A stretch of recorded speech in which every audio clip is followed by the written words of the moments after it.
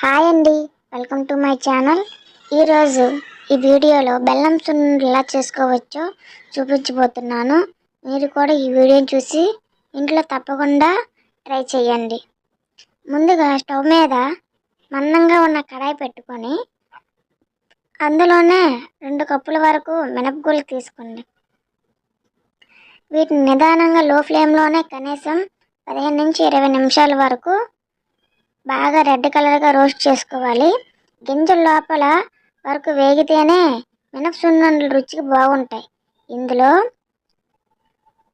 రెడ్గా వేగిన గింజల్లో 1 టేబుల్ స్పూన్స్ దాకా నెయ్యి వేసి ఈ గింజలన్నీ వేయించండి. ఈ గింజల్ని 15 నిమిషాల పాటు నిదానంగా లో ఫ్లేమ్లోనే కలుపుతూ వేయించుకుంటే చక్కగా వేగిపోతాయి. ఇలా వేగిన తర్వాత ఇందులోన 2 టేబుల్ స్పూన్స్ దాకా బియ్యం తీసుకోవాలి.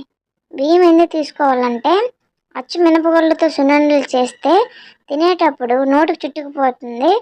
అందుకే కొద్దిగా బియ్యం వేసి ఫ్రై చేస్తే తినడానికి మృదువుగా ఉంటుంది, రుచికి కూడా బాగుంటుంది. ఇలా 2 కప్పులకి 2 టేబుల్ స్పూన్స్ వరకు బియ్యం సరిపోతుంది. బియ్యం కూడా వేసిన తర్వాత జస్ట్ 1 మినిట్ ఫ్రై చేస్తే చాలు. ఆ వేడికి బియ్యం అనేవి వేగిపోతాయి. ఇలా చక్కగా దోరగా వేయించుకున్న వాటిని స్టవ్ ఆఫ్ చేసి ఈ గింజల్ని ఒక ప్లేట్లో వేసుకోండి.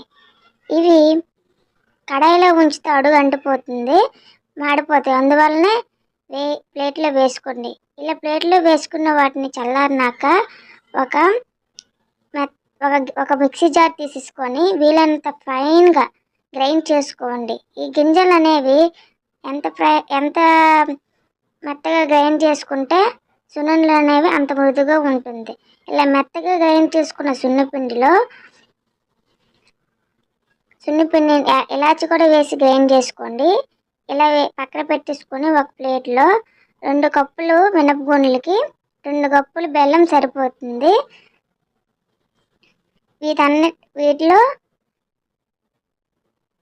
ముందుగా గ్రైండ్ చేసుకున్న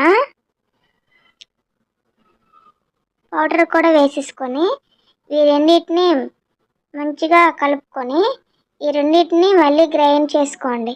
ఇలా గ్రైండ్ చేసుకుంటే బెల్లమే గ్రైండ్ చేసుకుంటే మిక్సీకి అంటుకుంటుంది, సున్నుండలు మంచిగా రావు. కనుక ఈ రెండింటిని మిక్సీలో వేసి మంచిగా గ్రైండ్ చేసుకొని తీసేసుకొని ఒక పెద్ద మందపాటి ప్లేట్లో తీసేసుకోండి.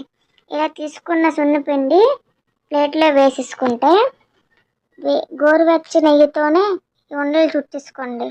ఇలా గోరువెచ్చని నెయ్యితో ఉండలు చుట్టుకుంటే మృదువుగా సాఫ్ట్గా ఉంటాయి. ఇలా ఈ వీడియో చూపించినట్టు ఉండలు మంచిగా కనిపిస్తాయి కూడా. గోరువెచ్చని నెయ్యి తీసుకొని ఉండలు చుట్టుకుంటే నేతి బెల్లం సున్నుండలు రెడీ అయినట్టే. ఈ ఛానల్గా ఫస్ట్ చూస్తే సబ్స్క్రైబ్ చేసేసుకోండి.